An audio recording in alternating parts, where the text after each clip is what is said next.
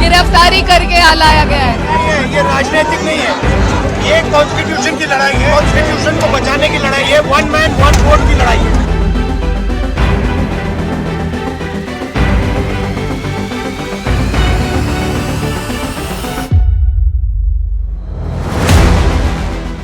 Election commission के साथ आप 30 लोगों को बुलाया भी है, 30 लोगों को कहा है कि आप आइए और उनसे बात कीजिए। आज ये वाली बात आप ये रहिएगा, आप साथ रहिएगा, मिलने जा रहे हैं।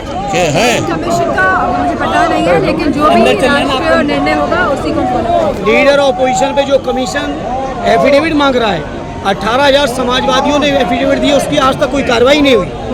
तो ये चुनाव आयोग आंख बंद करके भाजपा शासित सरकारों की वोट चोरी, वोट डकैती में शामिल है। लेकिन विपक्ष पूरी तरह से भ्रम फैलाया जा रहा है और यहाँ तक कि चुनाव आयोग भी। तो जो राहुल जी ने जो बातें कही, आदरणीय राष्ट्रीय अध्यक्ष अखिलेश जी ने जो बातें कही, आज तक जवाब क्यों नहीं दिया है चुनाव आयोग ने? और चुनाव आयोग का पक्ष बीजेपी वाले क्यों ले रहे हैं? क्यों नहीं जाने दिया जा रहा आपको चुनाव आयोग? ये सवाल इनसे ये पूछ लो, इन कायरों को पूछिए ना। डरपोक कहीं के बिल में घुस के बैठ गए, पुलिस को साथ रख के सोचते हैं कि हम डरते हैं। ये सवाल ही नहीं उठता, इनको समझ में नहीं आती।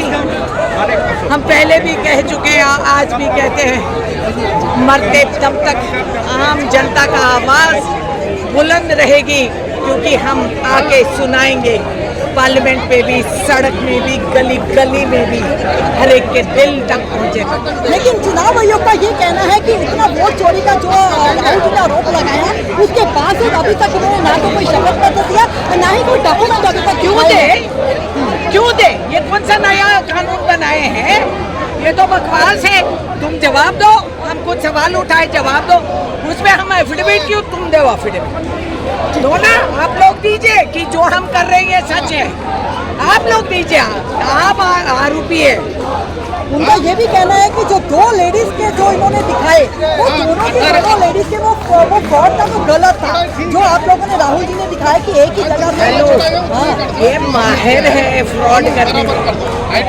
तो पहले आप इतना डायलॉग बोल रहे हैं, तो आइए ना आमने सामने बैठ के हम सबूत कर देंगे। आप अपना दिखाइए, हम अपना दिखाएंगे। क्यों मुखर जाते हैं डर को? दिल्ली पुलिस किसकी पुलिस है? अमित शाह जी की पुलिस है।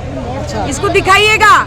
अमित शाह जी ने दिल्ली पुलिस का दुरुपयोग करके हमेशा जो विरोधी दल के लोग हैं उसके खिलाफ उनका दुरुपयोग करते हैं।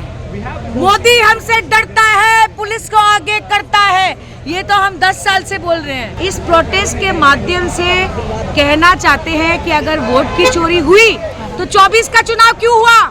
मोदी जी का इस्तीफा लीजिए, अमित शाह जी का इस्तीफा लीजिए। आप लोग दो तरफा चीटिंग कर रहे हैं।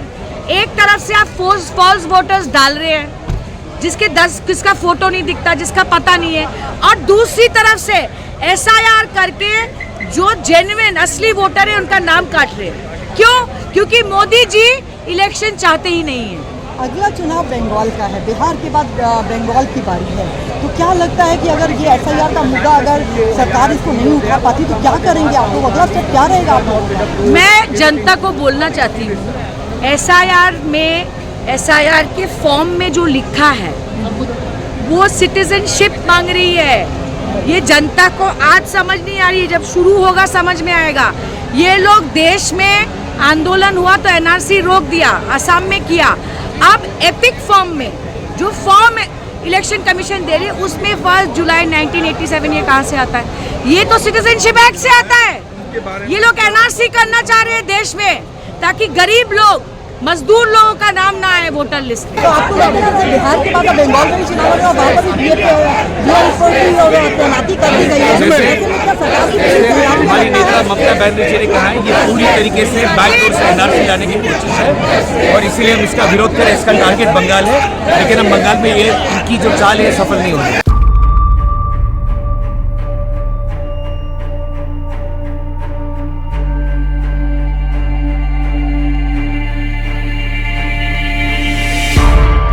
राजनीतिक नहीं है, ये कॉन्स्टिट्यूशन की लड़ाई है, कॉन्स्टिट्यूशन को बचाने की लड़ाई है, वन मैन वन वोट की लड़ाई है।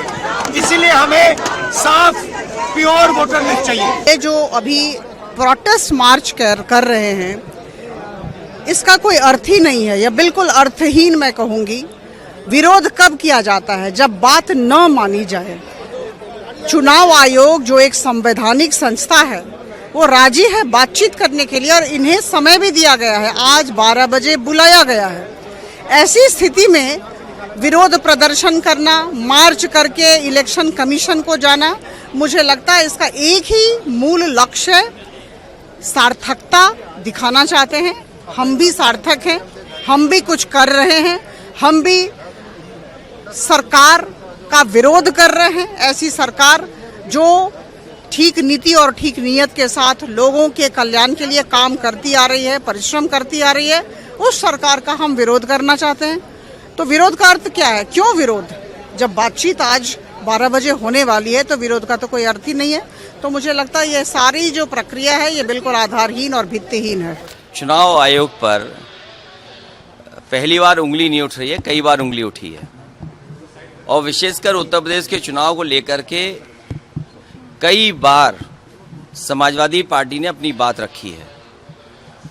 पिछली बार जब उपचुनाव था और उपचुनाव में जो धांधली हुई उसको लेकर के भी शिकायत की गई कि किस तरीके से सरकार ने मिलकर के अधिकारियों के सहारे वोट की चोरी नहीं की, वोट की लूट की, डकैती की और जो समाजवादी पार्टी के नेता कार्यकर्ता आते थे उनको फोर्स से रोका जाता था, पुलिस रोकती थी। बूथ के अंदर प्राइवेट ड्रेस में पुलिस वोट डाल रही थी। अधिकारी जात के आधार पर पोस्टिंग पाए थे और उन्हें निर्देश थे कि भारतीय जनता पार्टी को किसी भी परिस्थितियों में आपको जिताना है। हमारे पास बगल में अवधेश प्रसाद जी खड़े हैं, सांसद हैं अयोध्या के। इनकी खुद की विधानसभा में चुनाव चल रहा था। इतना भारतीय जनता पार्टी को कभी भी उस विधानसभा में वोट नहीं मिला। जीत हार अलग होती है, लेकिन इतना वोट भारतीय जनता पार्टी को कभी नहीं मिला। लेकिन बेईमानी कर करके बड़े पैमाने पे हर बूथ पर जात के आधार पर अधिकारी लगा करके, जात के आधार पर पोस्टिंग दिलवा करके वोट की लूट की गई थी।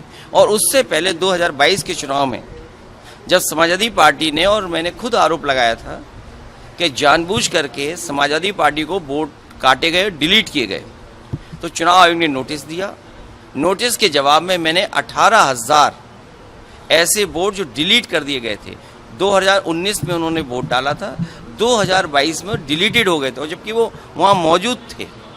वो 18,000 वोट की हमने सूची दी थी। आज तक चुनाव आयोग ने कोई कार्रवाई नहीं की। देखिए, संदेश तो काफी स्पष्ट है। राहुल जी ने कुछ प्रश्न पूछे हैं, इस प्रश्न के लिए जवाब चाहिए। गंभीर प्रश्न है, गंभीर सवाल भी चाहिए, बस यही चाहिए। हमें उससे ज्यादा कुछ मांग नहीं है। और मेरे ख्याल में इस इलेक्शन कमीशन ने फॉर्मेलिटी पे दबाने के अलावा कि ओथ चाहिए, एफिडेविट चाहिए, तो सिर्फ देखना चाहिए, क्योंकि जनता के मन में शक नहीं होनी चाहिए चुनाव के बारे में। तो इसे इलेक्शन कमीशन के भी हित में है, उनकी भी जिम्मेदारी है कि ये सारे शक लोगों के मन से हटा दें।